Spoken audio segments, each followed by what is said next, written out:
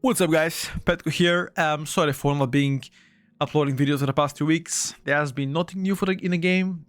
Classic came out, the retail been pushed back. So I'm happy to have some content today to, report back. Today we're going to talk about the class changes that came out 2 days ago. We're going to talk about what each class has gotten and how is that going to impact their performance tomorrow on the reset day or today, depends on the region you're from. After this, we can analyze and conduct if the meta will change after those class tuning. I think it will be interesting, but I will leave this for the end of the video. Anyway, hope you guys enjoy. Let's begin. I'll try to make it quick, so TLDR, I'll dive deeper after the mentioning all the classes. Blood Decay has been buffed by a little bit here, around 5-ish%, because of the Deathbringer buffs. Is that going to change something for Blood Decay? Nope. They're still going to be either the 3rd best tank or 4th best tank. Prot Paladin and Prot Warrior is still going to be number 1 and 2 by a mile. Moving forward, Frost Decay. They're getting adjusted. Pretty much they're nerfing the Breath Burst. 10% nerf, but then again, Frost Strike or Bleed also been buffed, so they're trying to target and increase their single target performance. I believe that's more of like a rate adjustments, but still, it's gonna help them in Mythic Plus where their single targets sometimes out of cooldowns were a little bit whack. So I'll take it. Restoration Druid, a 25% spot healing increasement because of the Swiftman. Not a bad choice. Again, I would have, loved to have a little bit more, but it is what it is. Feral Druid got some big buffs though. Rip Rake and Rampant Ferocity has been buffed by 10%. Very healthy. Apex Predator has been the chance to be triggered has been increased slightly. Uncertain what slightly means. And Druid of the Claw critical strike chance of Shred Swipe Mango has been buffed by 15% from 10. So that's like 5% more crit if you play Druid of the Claw. Same thing for Guardian. They got the same thing.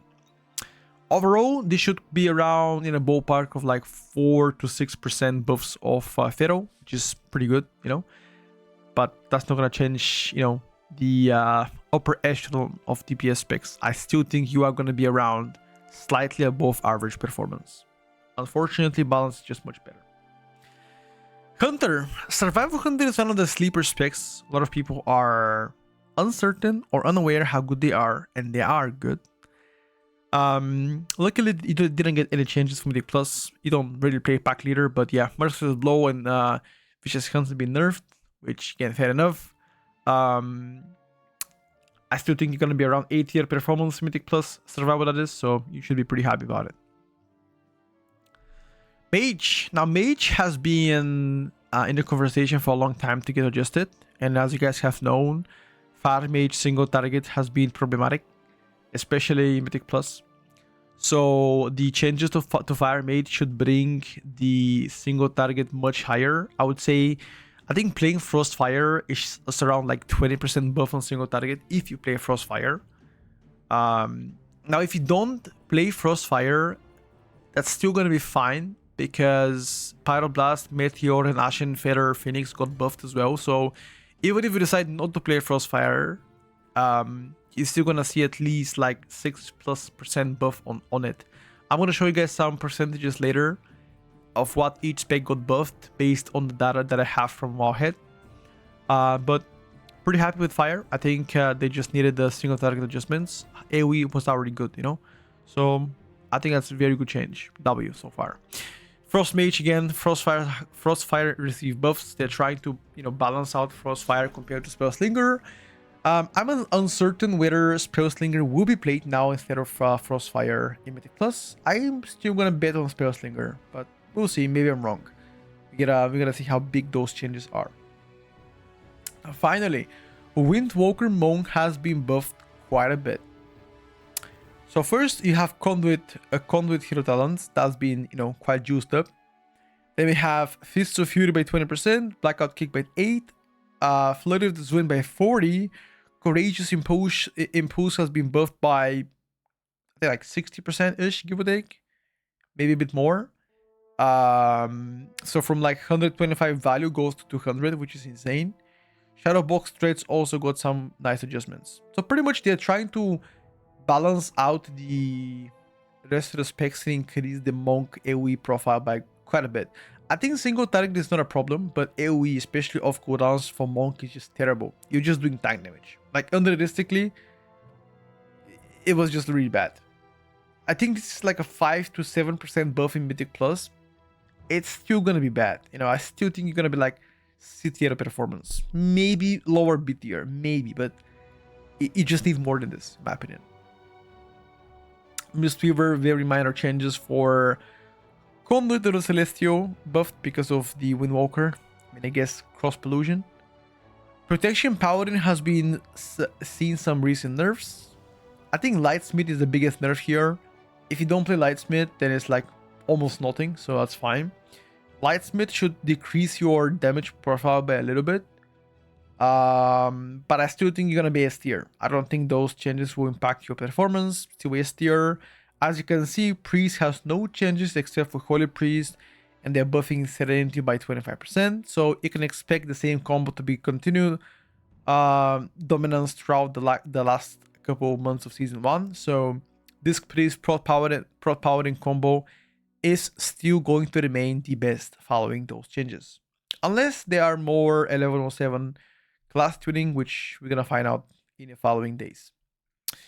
Rogue, nothing for Rogue except for minor adjustments on Sub Rogue. Black Powder damage increased by 20, and they're trying to balance that Stalker to be played instead of Trickster. Again, Sub Rogue in my opinion is quite behind Assassination, so there's no real reason for you to play it unless you love the fantasy better than Asa Rogue. But I still believe that Sub Rogue is gonna be inferior to Asa. But both of the buffs, you know, the performance goes a bit higher. Next one, Elemental Shaman. Very interesting Farseer buffs. So now those Farseer buffs will definitely increase your single target. I'm gonna go to the extent of saying that Farseer now might be better for a pure single target in raiding.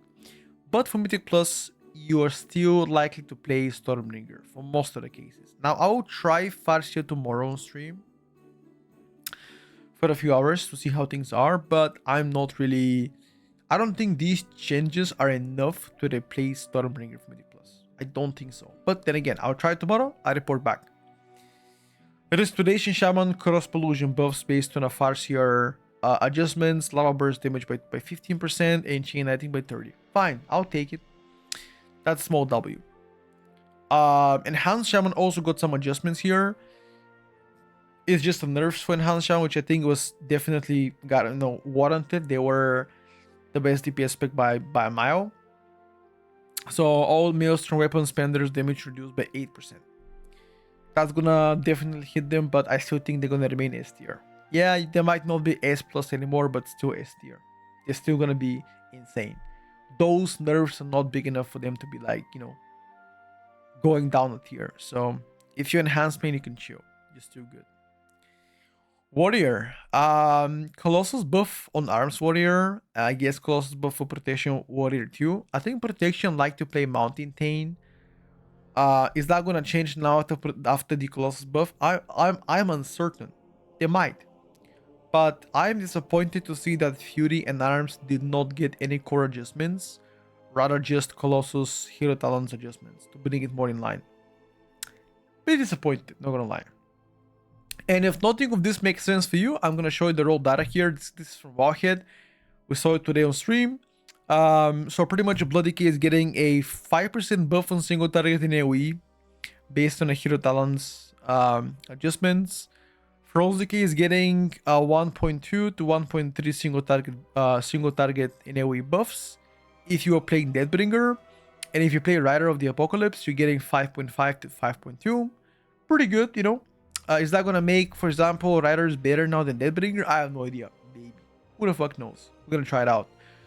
Resto Druid 2.3 to 3% single target buffs and 4 to 5% AoE buffs. Guardian Druid nothing unless you play Druid or a Claw. Restoration Druid, I mean 1%, some kind of a meme here, I guess. Pack Leader has been nerfed for Survival Hunter, and Sentinel a little bit by 1 to 1.5%, whatever. Sun Fury, 7% damage increase even if you play Sunfire on single target, and if you play Frostfire, 22% damage increase. Wow, that is huge. If you play a Frostfire Mage, Frost Mage, you're getting 9% buff on single target, 11 buff for AoE. Pretty good. And for Windwalker Monks, 4 to 5% single target buffs, 6 to 7 in AoE. Again, it's still gonna be, you know, it's still gonna be behind most of the specs. So I'm kind of disappointed here. I wanted to see more. Lightsmith Paladin, 5% single target nerfs, 10% AoE nerfs. If you play Templar, it's only 1 to 2%. Fine. Holy Priest, 3% buffs here. Pretty good. Deathstalker Subrogue, 5% buff on single target, 7 to 9% on AoE. Ele Shaman Fires here, 7% buff for both AoE and single target. Enhanced Shaman, if you play Stormbringer, 4.5% single target nerf, 5.5 AoE nerfs. I still think Stormbringer will be the play for Enhanced Shaman. So yeah, I hope you guys like that. To summarize, I still believe that the meta will remain the same. Now, because of the enhanced nerfs, maybe they will try to push, for example, all specs instead of DK. But honestly, I still think that enhanced is just insane. Not only do you bring, Wind Fury to the whole party, but now you also have Bloodlust if you don't have Oak Evoker, right? And all of those utilities just insane. Now, is Ele gonna be good enough to replace Enhance? I still think unlikely no, but it's getting closer after the enhanced nerfs, which is a good thing for Ele Shamans. I will make a specifically dedicated Ele Shaman video discussing this, but I still believe Enhanced will be S tier alongside Frost Decay as a rogue. That's pretty much it. Anyway, I'm gonna update the tier list in the coming days after the evaluation for most of the specs here. But thank you for watching. I hope you guys enjoyed the video, and I'll catch you on stream tomorrow. Peace out. Have a good one. Bye for now.